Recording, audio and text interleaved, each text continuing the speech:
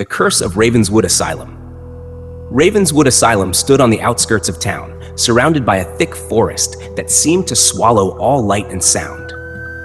Built in the late 1800s, it was once a place for the mentally ill, but over the years, dark rumors began to spread about the cruel experiments conducted within its walls. Patients were often subjected to inhumane treatments, and many never made it out alive. By the 1960s, the asylum was shut down, left to rot, but it never truly emptied. Locals believed it was cursed, haunted by the restless spirits of those who suffered and died there. Sarah, a young urban explorer fascinated by abandoned places, decided to spend the night at Ravenswood Asylum. She had heard all the tales, ghostly apparitions, screams echoing through the halls, and shadows that moved without any light. But she was determined to uncover the truth behind these stories and document her findings. With a flashlight, a camera, and her phone, she entered the asylum just as the sun dipped below the horizon. The entrance hall was vast and silent, filled with the stale, musty scent of decay. Graffiti covered the walls, and broken glass crunched under her boots. Sarah glanced around, shining her flashlight on the peeling wallpaper and cracked tiles. The air was heavy, almost oppressive, and she could feel a strange tension, like she was being watched. As she ventured deeper, the temperature dropped, and the faint sound of dripping water echoed through the corridors. Sarah found herself in the main ward, where rows of rusted metal beds lay abandoned, still chained to the walls. Torn and stained mattresses hinted at the suffering that had occurred there. As she took pictures, Sarah felt a cold breeze pass by, though the windows were boarded up tight. Continuing down the hallway, Sarah's flashlight flickered. She banged it a few times, and it steadied, but she couldn't shake the feeling that she wasn't alone. She heard faint footsteps behind her, but every time she turned, she saw nothing. The sound of creaking doors and the distant clatter of something metallic made her heart race. She reached the asylum's basement, known as the treatment floor. This was where the most disturbed patients were kept, away from the rest of the asylum. The stairs were steep and narrow, and as Sarah descended, the darkness seemed to swallow her. The basement was far colder, and the air was thick with an acrid stench that made her gag. Rusted cages lined the walls, and old medical equipment lay scattered about. Suddenly, Sarah's phone buzzed, startling her. She pulled it out and saw an unknown number calling. She hesitated but answered, only to hear static on the other end. Then, faintly, she heard a whisper, "Help us." She hung up, unnerved, but tried to brush it off as a prank. She moved deeper into the basement and found a room with chains hanging from the ceiling, where patients had been restrained. The walls were covered in deep scratches, as if someone had desperately tried to escape. As Sarah took pictures, her camera captured something in the corner, a dark, shadowy figure standing perfectly still. She turned quickly, but no one was there.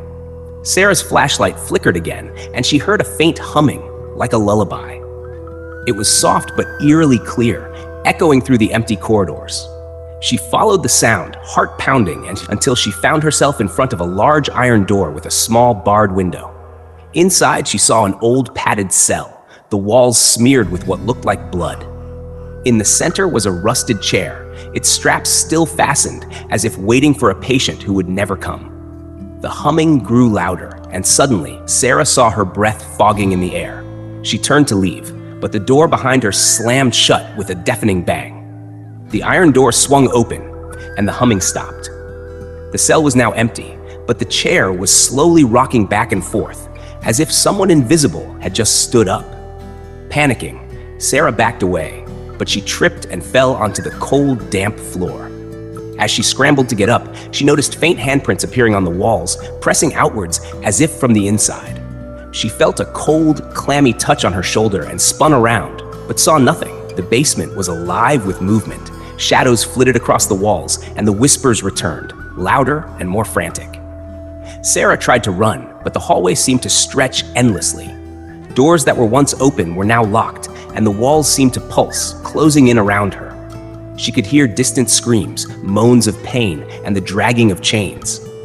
Desperate, she turned back toward the stairs, but they were gone, replaced by a long, dark tunnel that she had never seen before. The tunnel led her to the asylum's morgue, a place she had hoped to avoid. Cold steel tables and open drawers filled the room, and the smell of death lingered in the air. Sarah's flashlight finally died, plunging her into complete darkness. She fumbled for her phone, using its dim light to navigate, but it was glitching. Photos she hadn't taken filled the screen, all of them of her walking through the asylum, but from behind. Suddenly, the lights flickered on, bathing the room in a sickly yellow glow. Sarah stared in horror as the cold drawers began to open on their own, and the faint outlines of figures emerged.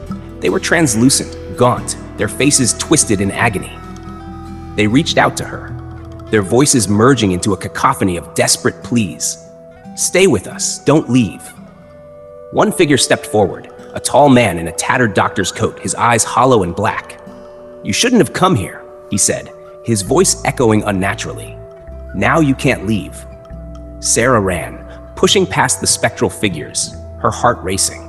The asylum seemed to change around her, the walls twisting and warping as if the building itself were alive and angry. She finally burst through the main doors and sprinted into the night, never looking back. When she returned to town, Sarah tried to tell her story, but no one believed her. They said the asylum was just an old building, long forgotten and empty. But Sarah knew what she had seen, and she couldn't shake the feeling that she had brought something back with her. Later, when she reviewed the footage on her camera, she found a final, chilling image, a dark figure standing behind her as she ran through the halls, its empty eyes staring straight into the lens. Ravenswood Asylum remained as it always had, silent, cursed, and waiting for the next soul brave enough to enter. I hope this story kept you on edge.